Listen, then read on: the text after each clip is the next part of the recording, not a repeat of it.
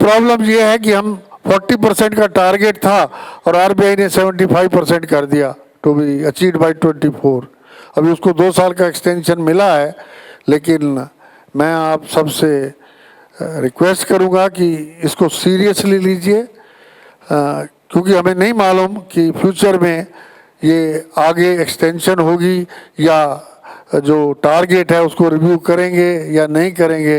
It is for the time to tell. Branch authorization sector में demand थी कि automatic होनी चाहिए, तो उन्होंने एफएसडब्ल्यूएम बैंक्स के लिए दे दी है।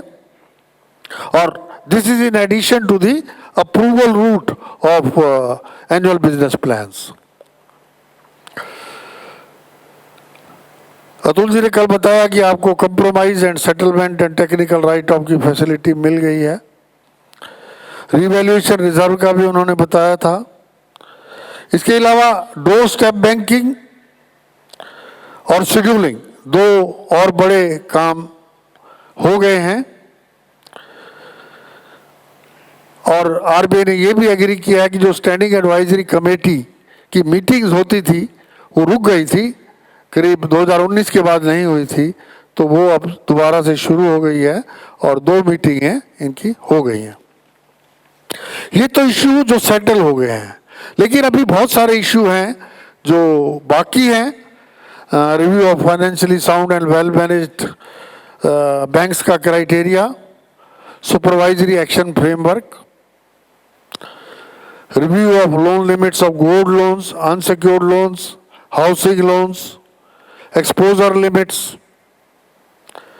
Policy on merger, amalgamation, cancellation of licences.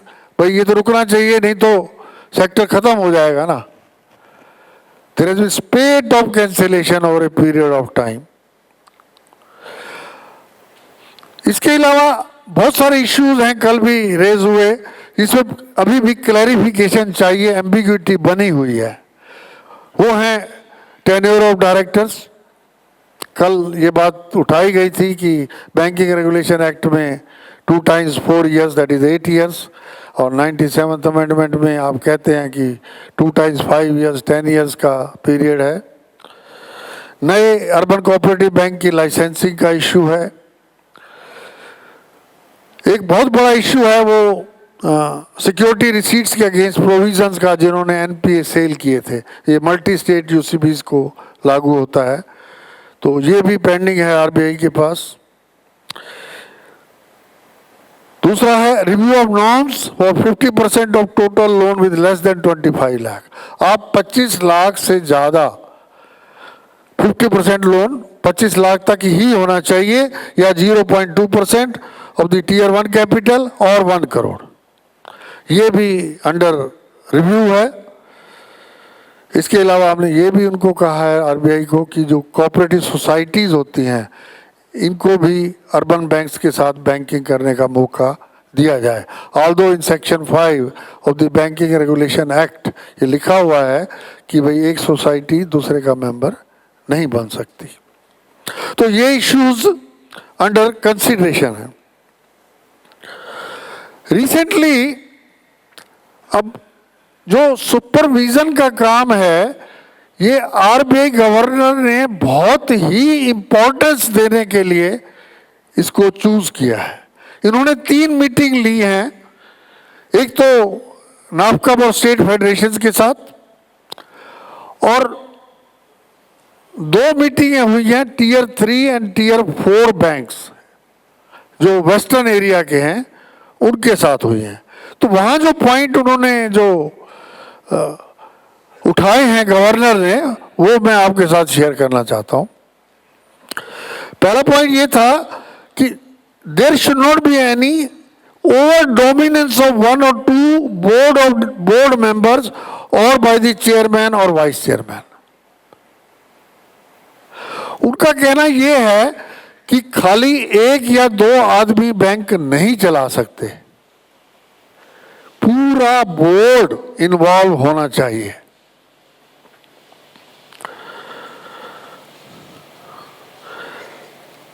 There should be free and frank discussion in the board of directors meeting.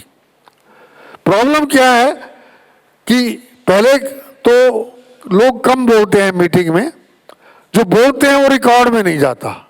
तो आरबीआई ऐसे सोचता है कि यहां तो खाली एक या दो ही आदमी बैंक चला रहे हैं, क्योंकि उन्हीं के मिनट्स, उन्हीं की ऑब्जर्वेशन सब जगह, चेयरमैन ने ये कहा, वाइस चेयरमैन ने ये कहा, या तीसरे आदमी ने ये कहा, चौथा आदमी कोई है ही नहीं रिकॉर्ड में। तो और गवर्नर के पास भी तो इंस्पेक्शन रिपोर्ट से ही जाएगा ना, जो फीडबैक है। तो उन्होंने इसलिए ये ऑब्जर्वेशन किया। दूसरा, उन्होंने, जैसे मैंने भी कहा कि members are elected, but then there should be rotation. वो ये कह रहे हैं कि यंग ब्लड आना चाहिए।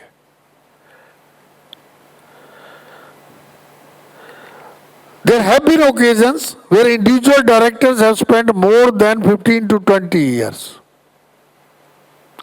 तो ऐसे नहीं चलेगा। Governance in UCBs will have to be improved. NPA के बारे में उन्होंने कहा कि लास्ट 2022 में 10% से भी ज़्यादा था, 10.3 था, अभी 8.7 है। ये बहुत हाई है, क्योंकि कमर्शियल बैंकों में 3.7 है। तो वो लोग अपना ग्रॉस एनपीए जब नीचे ला सकते हैं। हमारे यहाँ तो जो मेंबर हैं उनको लोन दिया है, so why there is a chance for default. वो तो हमारे जानकार हैं जो लोन लेके गए हैं। इकोनॉमिक प्रॉब्लम से कितने एनपीए बढ़ सकते हैं? So there is an element of willful default. That is what the RBI has stated. उसके लिए उन्होंने ये कहा कि ठीक है, जो प्रॉब्लम्स हैं, इकोनॉमिक प्रॉब्लम्स हैं, उसके लिए आप pre sanction scrutiny, post sanction supervision and follow up को स्ट्रॉन्ग कीजिए, अंडर राइटिंग स्टैंडर्ड्स को बढ़ाइए, एक्सपर्ट्स लीजिए और बैंकिंग को बैंकिंग के तरीके से चलाइए। नेक्स्ट उन्होंने कहा compliance, risk management, internal audit and quality of governance. ये पैरामीटर्स को आपको स्ट्रेंथन करना ही पड़ेगा।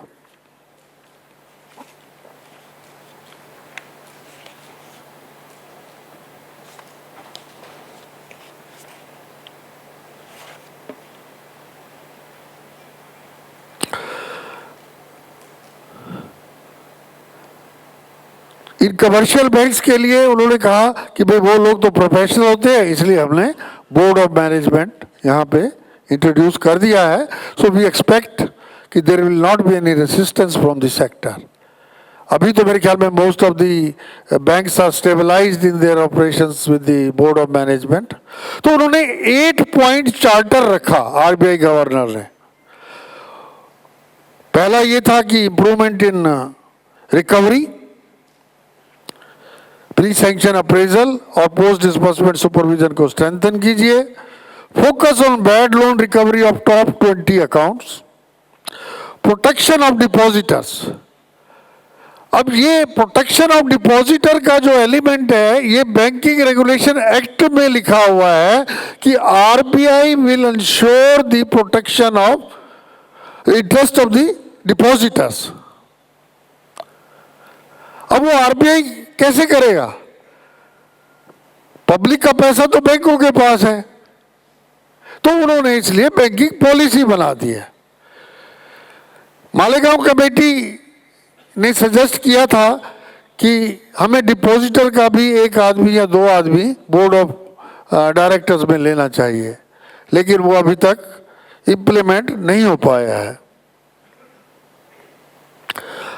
जो नेक्स्ट इश्यू है वो democratisation of the board discussion. सबको बोलने की स्वतंत्रता है, बोर्ड में सबको बोलना ही चाहिए और वो रिकॉर्ड में जाना चाहिए।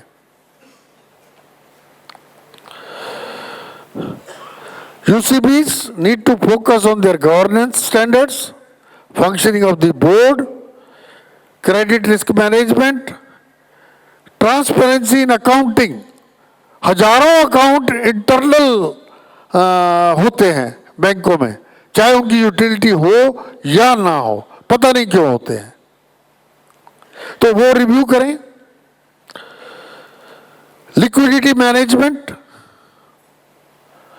Optimisation of man power, IT system, और अबोव ऑल ये जो चेंज आ रही है फ्रॉम मैनुअल टू आईटी, इसको कैसे टैकल करना है, इसके लिए हमको जो है मेंटली भी तैयार रहना है और फिजिकली भी हैंडल करना है। क्यों कि RBI wants financial stability to take place, और वो आरबीआई का मैंडेट है। और एक भी बैंक का लाइसेंस अगर कैंसिल होता है तो सेक्टर के ऊपर बहुत असर पड़ता है और पब्लिक कॉन्फिडेंस डिक्लाइन होता है। अब जब ये बातें हो रही हैं तो थोड़ा नाफकप भी एक्टिव हो गया है। उन्होंने 5 पॉइंट का फार्मूला दिया है और ये कहा है कि हम मार्केट शेयर अपना 3% से 5% 2030 तक बढ़ाएंगे और 8% 2047 तक बनाएंगे, जब 100 साल हमारी आज़ादी को हो जाएंगे, अमृतकाल और जो भी कहें।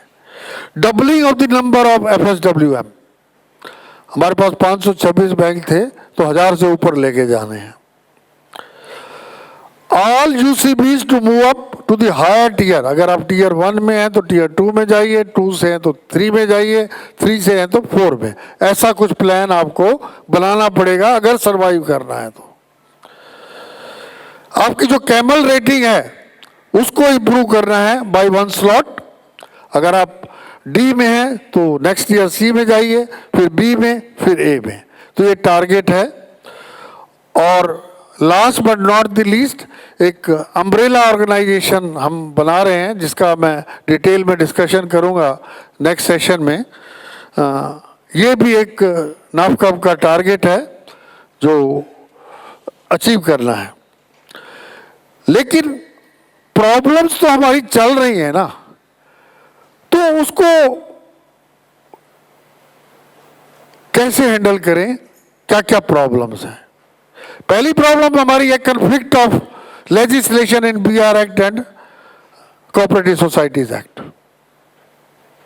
जैसे आपको एग्जांपल देता हूं, रिसेंटली अभी इश्यू ऑफ कैपिटल के लिए सेक्शन 12 में जो पावर आरबीआई को दी गई थी उसका एक सर्कुलर निकला है। उन्होंने ये कहा है कि आप प्रीमियम के ऊपर जो है शेयर्स इशू कर सकते हो, फेस वैल्यू पे भी कर सकते हो, प्रीमियम पे भी, लेकिन redemption they are silent.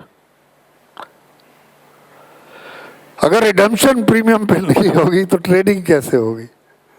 Conflict है। इतने सारे कोऑपरेटिव सोसाइटीज एक्ट हैं, एक BR एक्ट है, एक मल्टी स्टेट एक्ट है, किसकी सुने? हर आदमी अपनी अपनी ढपली बजा रहा है, अपना अपना राग गा रहा है, बड़ा मुश्किल है। इलेक्शन का प्रोविजन कल डिस्कस हो रहा था, है अतुल जी ने भी बताया, भाई इलेक्शन है तो आरबीआई को भूल जाओ। अरे भूल कैसे जाएं, उन्होंने तो 50 लगाए हुए हैं।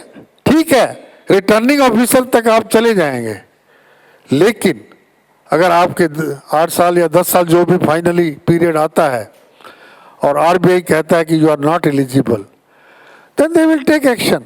आज नहीं लेंगे क्योंकि आपके 30,000 में से 28,000 जो है जिन्होंने 8 साल या 10 साल कर लिए हैं, लेकिन फ्यूचर में तो लेंगे ना, आज नहीं 5 साल बाद एक्शन तो होगा, because RBI is now empowered. Heterogeneity है सेक्टर में due to size, geographical spread, business model, skill, technology और क्लाइंटेल। तो 6-7 टाइप की हेटेरोजेनिटी है, कैसे हैंडल करें? कन्फ्लिक्ट है। इसलिए differential regulation is the solution अभी, but then it is a temporary solution. अब कुछ ना कुछ विजन तो होना चाहिए ना, चाहे वो आरबीआई के पास, गवर्नमेंट के पास, हम लोगों के पास। तो हम ये चाहते हैं कि we as a UCB should emerge as a neighbourhood banks as we have been doing. Large number of small banks based on cooperative principles, But are we really following cooperative principles? Again, it is a question to be deliberated. Operations of bank should be founded on financial strength. आपकी कितनी financial strength है, उसी हिसाब से आपको जो level playing field है वो दिया जाएगा। प्रॉब्लम क्या थी, 2015 में गांधी कमेटी कॉन्स्टिट्यूट की गई, जिसका मैं भी मेंबर था, वो रिपोर्ट मैंने लिखी है। उसमें ये कहा गया कि कमर्शियल, ये जो कोऑपरेटिव बैंक हैं, they want to become universal bank, but they don't want to be regulated like that. ये तो गलत बात है। तो कमेटी ने रिकमेंड किया कि 20,000 करोड़ से ज्यादा जिस बैंक का एसेट साइज है, या तो उनको कन्वर्ट कर दो, या उससे बाद उनको ना हम ब्रांच खोलने की परमिशन देंगे और ना ही ग्रो करने की परमिशन देंगे। अब बाद में 2020 में 5 साल बाद जो अमेंडमेंट हम चाहते थे from the RBI point of view, वो 5-6 ही थी, लेकिन लक कहो या हमारा बैड लक हो as a urban cooperative bank, government ने सारा का सारा बीआर एक्ट लगा दिया। उससे और प्रॉब्लम्स खड़ी हो गई हैं, चाहे वो अपॉइंटमेंट ऑफ एमडी हो, अपॉइंटमेंट ऑफ चेयरमैन हो, action against the board of director हो, ये बहुत सारी प्रॉब्लम है। कुछ सब्सिड्यूज हैं, एक दो बैंकों ने, जैसे कल उन्होंने बताया कि मैटर कोर्ट में है, तो स्टेज के ऊपर कमेंट करना अच्छा नहीं रहेगा। इसके अलावा ये तो हो गए छोटे बैंकों के लिए, जो स्मॉल साइज बैंक है। जो लार्ज साइज बैंक है उनके लिए क्या किया जाए? So the regulation should be at par with small finance bank और commercial bank. Allow such banks to grow with the cooperative structure. हमें आरबीआई कहता है कि हमें कोई दिक्कत नहीं है, आप कोऑपरेटिव रहो, लेकिन regulation at par with the small finance bank and commercial banks. Strengthen governance, automatic authorization, issue of licenses to new banks, freedom in branch expansion, avenues for raising capital, stringent regulatory framework at par with commercial banks. So this is how the RBI is moving.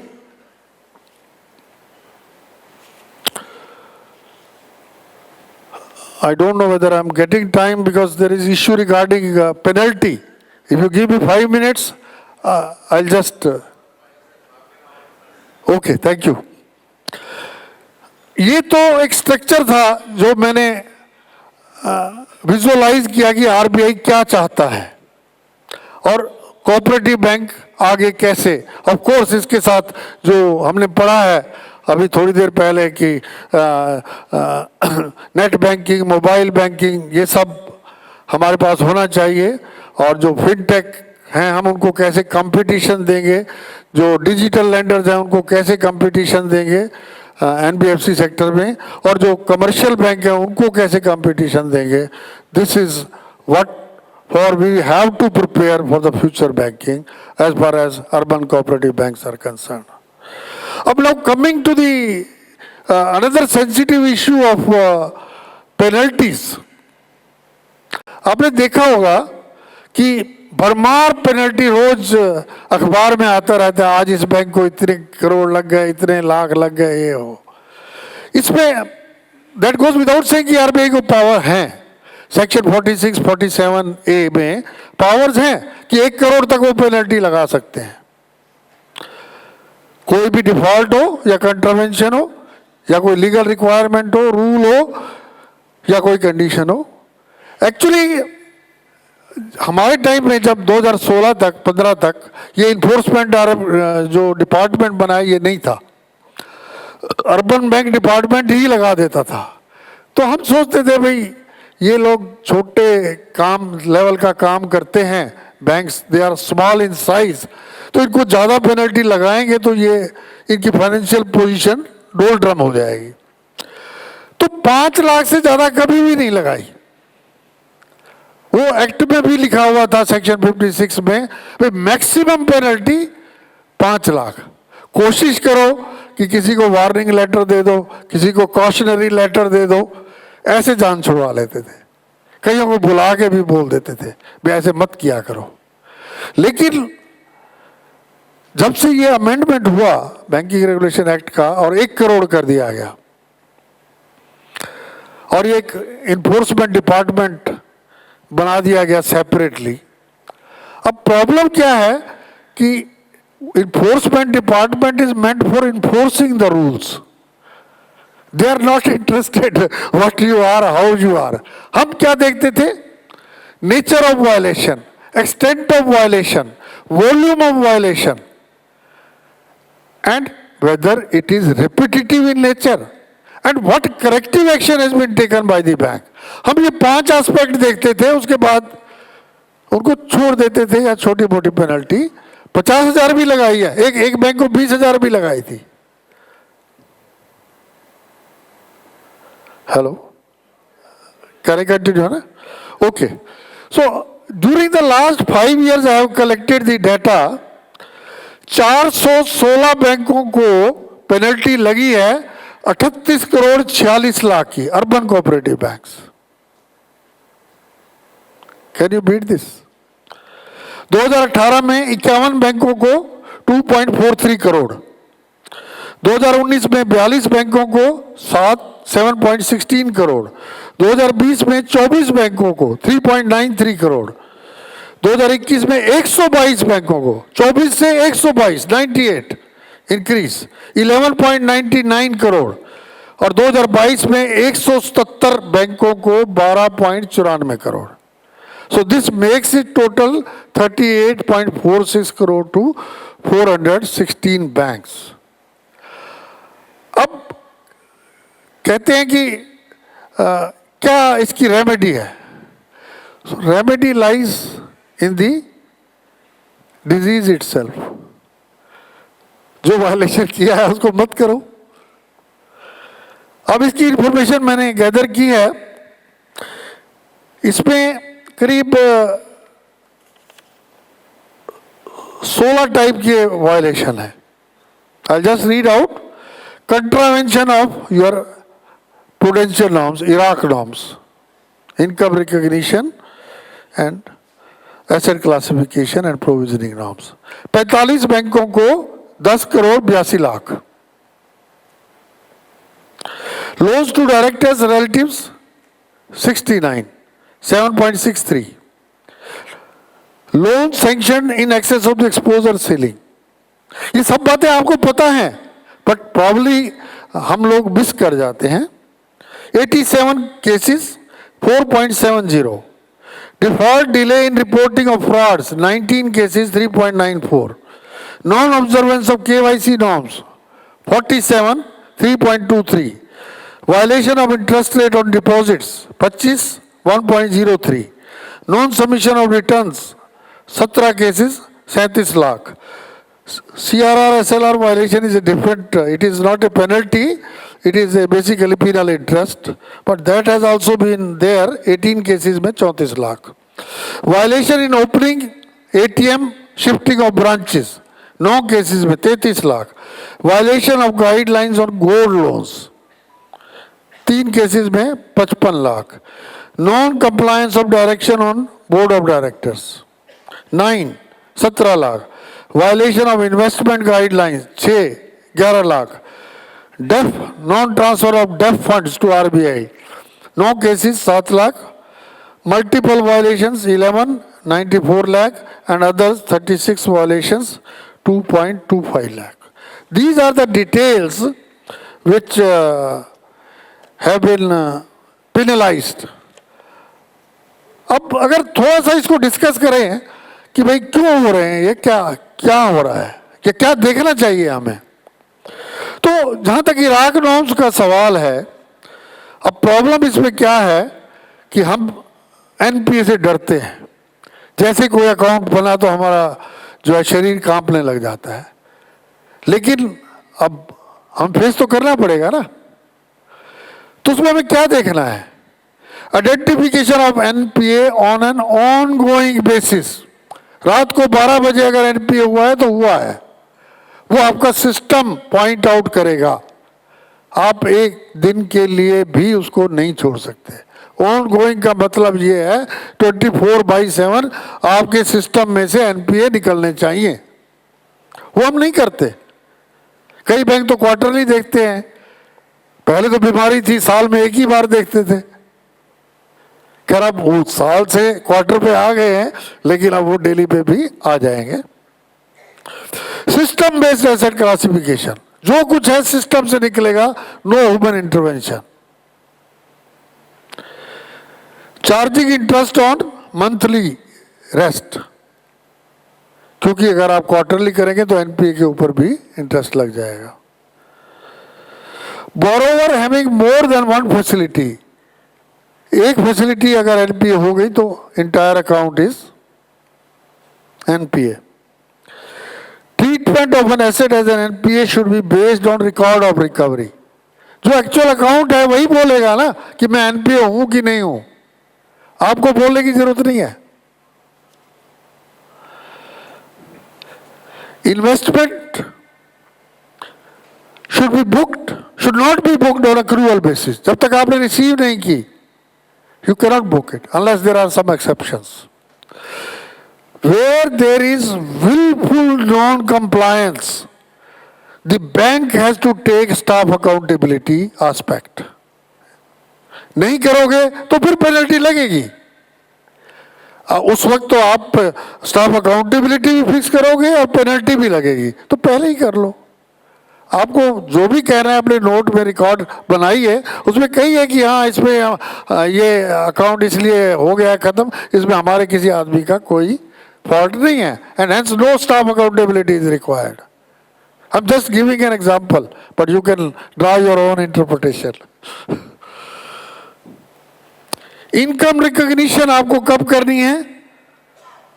Record of recovery की। Recovery आई है तो आप interest लगाओ, नहीं आई है तो क्यों लगाओ? It is NPA. प्रोविजंस आपको करने हैं बेस्ड ऑन दी एनपीए, जिस कैटेगरी में है, चाहे वो क्या नाम सब स्टैंडर्ड है, डाउटफुल 1 है, 2 है, 3 है, लॉस एसेट है, जहां भी है उसके हिसाब से कर दो। Everything is I mean laid down, there is nothing to be, there is no ambiguity about the instructions.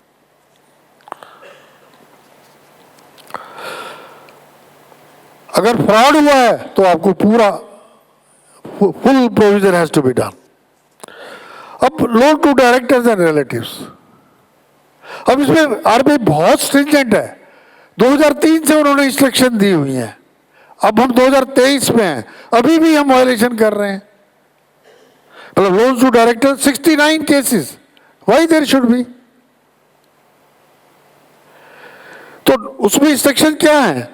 No UCB shall enter into any commitment for granting loan or advances to or on behalf of any of its directors, any firm in which its director is interested as partner, manager, employee or guarantor.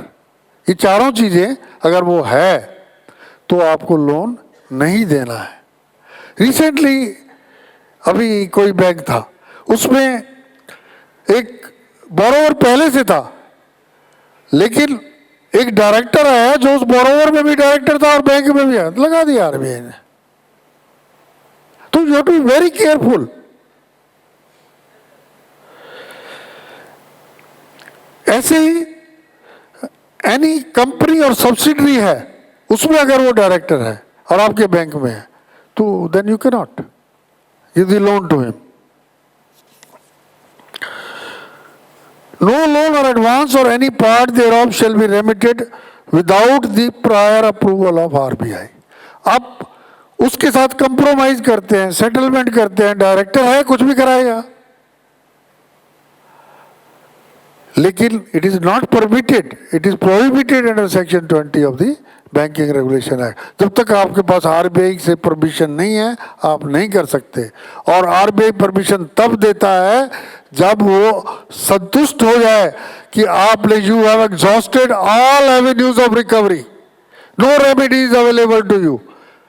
वैसे तो RBI देता नहीं है permission, देगा तो extreme cases में देगा with so many terms and conditions.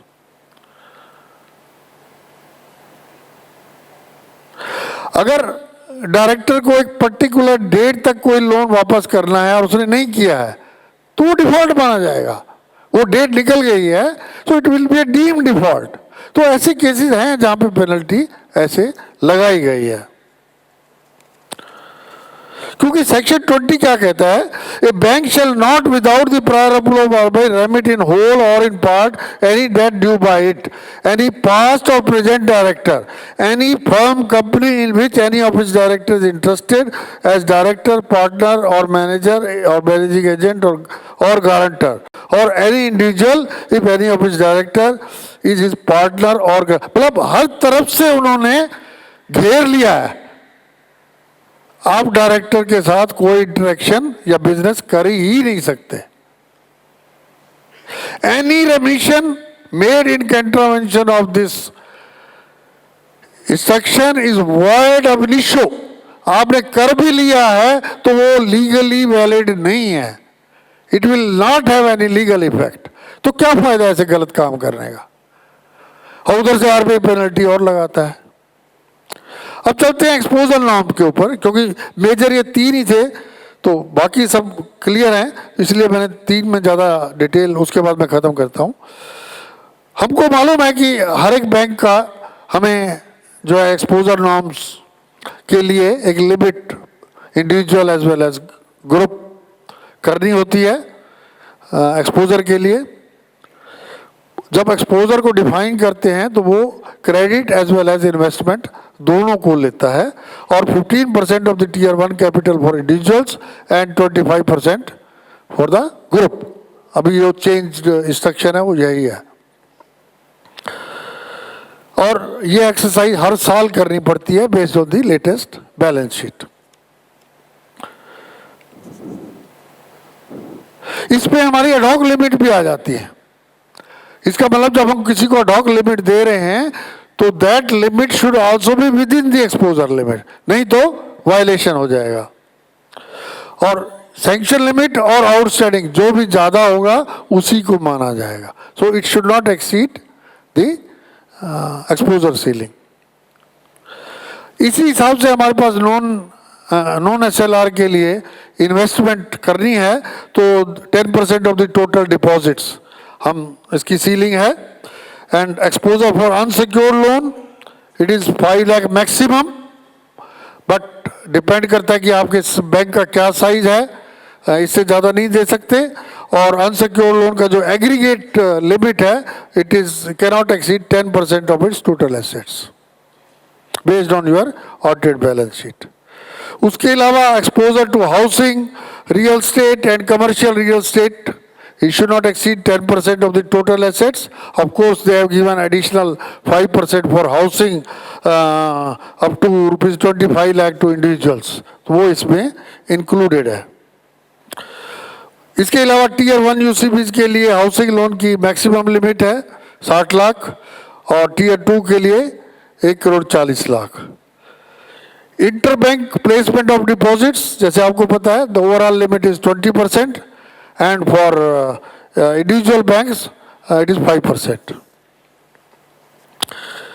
ये जो तीनों मेजर थे जिसमें एक में 45 वायलेशन थे, 69 and 87, these are the instructions we should take care and not violate। इसके अलावा जो delay in reporting of frauds, तो उसमें टाइम नॉर्म्स दिए हुए हैं that with in 30 days you have to report to the RBI and it should go to the audit committee and it should be reported in FMR 1, 2, whatever is relevant to the nature of fraud। और fraud की definition एक बहुत detailed circular है, उसमें RBI ने definition दी है। So the moment it falls under that category it should be reported to RBI। तो ऐसे केसेस भी करीब आई थिंक फ्रॉड में हैं, 19 केसेस हुए हैं। इसके अलावा केवाईसी तो बहुत बड़ा इशू है। Majorly it is reporting CTR, STR, updation of KYC details और due diligence, identification of customers, customer acceptance policy, ये मेजर एस्पेक्ट्स हैं जो आपको लेने हैं। अपडेशन के लिए आपको अगर रिस्क बेस्ड हैं तो जो हाई रिस्क है वो 2 साल के बाद, और जो मीडियम रिस्क है 8 साल, और जो लो रिस्क है वो 10 साल के बाद अपडेशन करनी है। Interest rate on deposit, this is from time immemorial we have to observe, it is already there, पर ऐसे केसेस भी करीब 6 हुए हैं। अब ये सुपरवाइजरी एक्शन फ्रेमवर्क, ये क्या बीमारी है? इसमें भी करीब 25 केस हुए हैं। जो C&D रेटेड बैंक है, जैसे मैंने बताया कि टॉप कब कंस्टिट्यूट हुआ है, तो उसके लिए 2012 में RBI ने एक सुपरवाइजरी एक्शन फ्रेमवर्क इंट्रोड्यूस किया था, जिसमें 3 पैरामीटर्स है मेनली, आपका net NPA, profitability and CRAR। अगर आपका CRAR लेस देन 9% है तो you are violating the SAF।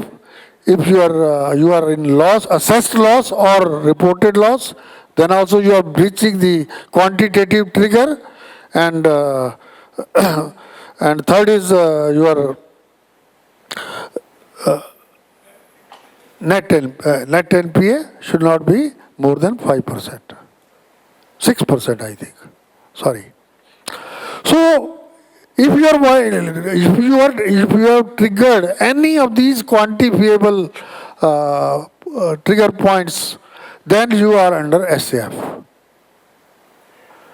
इसके अलावा कुछ अगर गवर्नेंस इश्यूज हैं RBI की इंस्पेक्शन रिपोर्ट में, या कुछ स्टाफ कब ने रिकमेंड किया है, तो वो सारा का सारा SAF के अंडर कवर हो जाता है। वो उसमें आपको मैंडेटरी डायरेक्शंस देते हैं और कुछ ऑप्शनल देते हैं।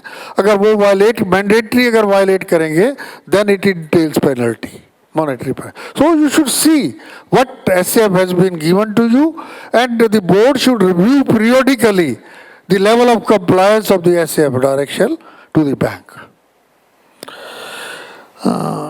Section 23, place of business, कोई ATM खोल देते हैं, कुछ ब्रांचेस ले जाते हैं अपना आप उठा के, even though you are not eligible. So that requires violation of Section 23. And area of operation, you have to take care. I think these are the major points that I wanted to discuss. Any question? Of course, I have overextended my time. I'm sorry for that. But still, there is any question, please quickly ask me. I'll be happy to answer. Thank you very much.